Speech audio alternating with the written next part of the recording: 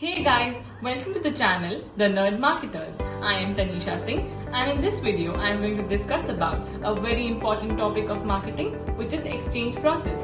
So without any further ado, let's get into the video. Firstly, a marketing process is anything which happens when two or more people trade goods and services. In marketing theory, every exchange is supposed to produce utility, which means the value of what you trade should be less than the value of what you receive in trade. An exchange process occurs when a person or an organization decides of satisfying his need or want by giving something in exchange, such as money, goods, or services. It is a simple process and thus we can enter into relationship exchange. This process expands into relationship marketing. Marketers purposefully view the long-term relationship with their audience and aim to grow their business with relationship marketing. The components of exchange process are creating an offering, communicating its benefits to consumers, and delivering the offering. There are 4 conditions that must exist for an exchange to occur. The first condition is 2 or more individuals, groups or organizations must participate and each must possess something of value. The second condition is that the exchange should provide a benefit of satisfaction to both the parties involved in the exchange. The third condition is each party must have the confidence in the promise of something of value held by the other. The fourth and the last condition is to build trust. The parties to the exchange must meet expectations. The core function of an exchange process is to ensure fair and orderly trading and the efficient dissemination of price information for any securities trading on that exchange. There are 3 types of exchange process. The first type is restricted exchange.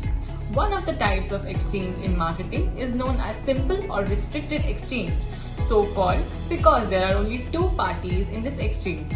Restricted exchange are one-on-one relationships so that both the parties must receive approximately equal utility if the exchange is to be repeated. For example, if the person you buy the coffee from is rude to you, you receive less utility from the exchange process and you feel dissatisfied. This decreases the chance that you will buy coffee from the same person again. In this successful restricted exchange, both the parties must feel motivated to treat each other fairly. The second type of exchange is generalized exchange. A generalized exchange involves at least 3 parties and each party gives utility to one participant but receives utility from different participants. For example, if a woman calls in for an order for lunch to be delivered and pays with the credit card over the phone, and the restaurant employs a delivery guy and a driver to bring the food, then the woman gives utility to the restaurant but receives utility from the driver. The third type of exchange is complex exchange. Most types of relationship marketing are complex, meaning they involve networks of participants who both give and receive in one or more than relationship with each other. For example, a car manufacturer hires an advertising agency which places an ad on the TV show, which provides entertainment to its viewers, some of whom will see the ad and then buy the car from the dealer, which buys its cars from the manufacturer. Exchange theory in social marketing purpose that social behavior is a result of the process of exchange. This process of exchange purposes maximizing benefits and lowering the costs down. According to the exchange theory, people weight the benefits and risks of social relationship. An example of exchange process is when you go into a restaurant and order your favorite food and then pay for it for the credit card. That's a basic exchange process. Similarly, a man visiting a coffee shop might have enough money to buy a cup of coffee while a cafe has the coffee.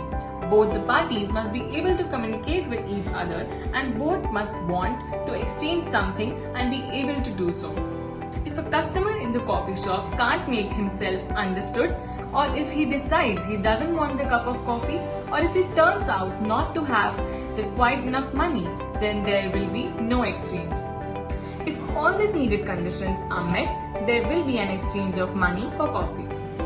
In exchange process of marketing a product is defined as a bundle of attributes, features, functions, benefits and uses capable of exchange for use, usually a mix of tangible and intangible forms.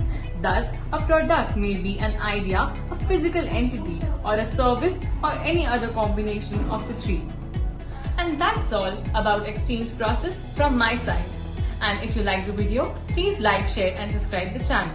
Thank you.